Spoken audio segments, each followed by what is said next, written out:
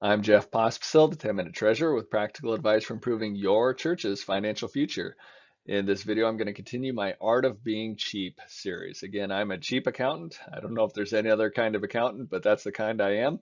And this one, I'm going to talk about how you can save on your software costs without stealing it, but can you get software for free or just greatly discounted? And I'll show you my tricks that I've worked through over the years. So a little bit of a backstory here. My need for cheap software is actually what led to the naming of this YouTube channel, the 10-Minute Treasurer. Um, I used to record everything with Microsoft Expression back in the day, and the free version of that software would only allow you to record up to 10 minutes. And so in some of my earliest videos, you'll notice all of a sudden when I'm right at the 9 minutes and 50 some seconds, I would rush it up to wrap it up. And that was why it had to be done within 10 minutes because I didn't want to pay for the pro version or whatever it was from Microsoft. Now I record everything with Microsoft PowerPoint, and I can record as long as I want, but I do still try to keep it around 10 minutes or less because who wants to listen to an accountant for longer than 10 minutes? Um, so that's probably my first tip is that if the free version or the trial version works, go with that. I mean, if you don't need all the bells and whistles, go with the free version. There's nothing wrong with doing that. My second tip is that you really should consider freeware alternatives to Microsoft Office. I know a lot of freeware, basically you're getting your money's worth, but in the area of the Office products, I think there really are some good alternatives. And I've been using freeware for quite some time. I mean, my first experience would have been well over 15 years ago. I remember using OpenOffice, and I really liked that as an alternative to Microsoft Office. Not only was it free, but a lot of the functionality was very similar, and there was even some functions that I think were better. I mean, I remember being able to save a spreadsheet in a PDF long before Microsoft ever added that functionality. So, I mean, there was definitely some improvements.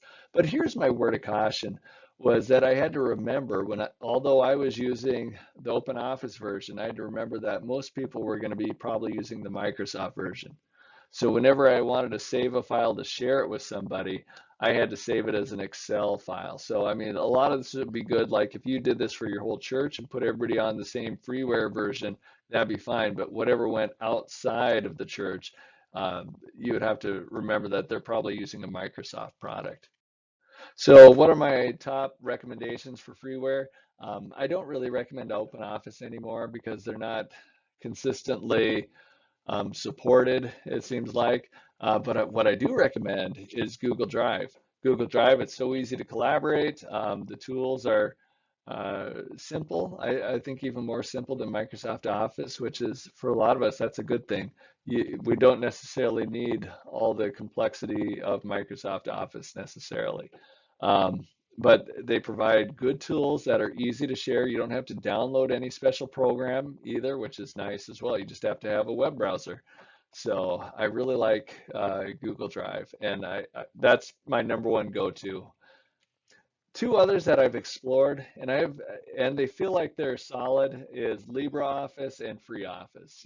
Then you're going to have to download the program, and there will be a little bit of a learning curve there too. There'll probably be a learning curve with Google Drive, or even if you're switching to Microsoft Office, there's a learning curve. But they seem solid too as well. So if you were to choose those, I think you'd find that they're perfectly capable of doing whatever you need to do.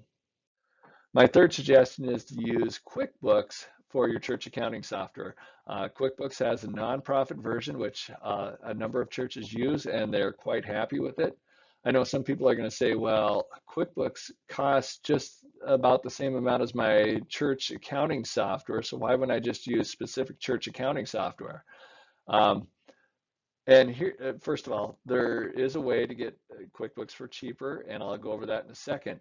But not only is there the the counter cost of purchasing your accounting software, there's the cost of the accountant to run your accounting software.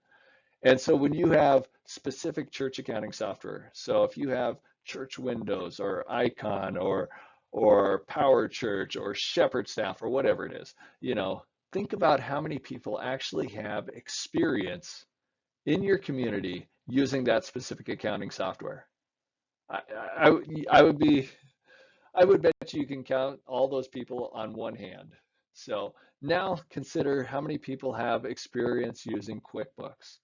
All of a sudden you've just decreased the learning curve for anybody that you bring on. Also, they have a lot more of a community that they can bounce off ideas and learn and become more efficient off of, where you don't have that same community with these specific church accounting softwares. So it's going to bring down your accounting expenses, and especially when you transition a new accountant in, um, that's where you're going to see the biggest savings. My fourth suggestion is to go to Techsoup.org and register your church. Techsoup, they are a ministry where they connect donors and they connect nonprofits and churches and to help provide discounted software. So in the areas of Microsoft Office or Adobe or QuickBooks, those kind of things that you can get greatly discounted software. Um, the the registration process isn't necessarily easy. You're going to have to prove you're a 501c3, and I'll include the link to that video down in my notes. But it's so worth it. I remember I had the choice between signing up for QuickBooks Online for, I think it was $75 a month or maybe $50 a month, through the QuickBooks' own website, or I could get $75 for the year through TechSoup. So that's the kind of savings you can see. So definitely worth it. Definitely worth that one-time hassle of getting registered, because then it's every year you're going to save hundreds and hundreds and hundreds of dollars. So that is my last one. Hopefully you found this helpful and you're going to go out there and save a ton of money. And if you did, like, subscribe, share, comment. I appreciate all that. Again, this is a ministry of the Finance Office of the Dakotas Conference, as well as the Dakotas United Methodist Foundation. And you can find all of our stuff at dakotasumc.org. And again, we do this because of our values of Jesus, mission, and connection. So, all right, God bless you.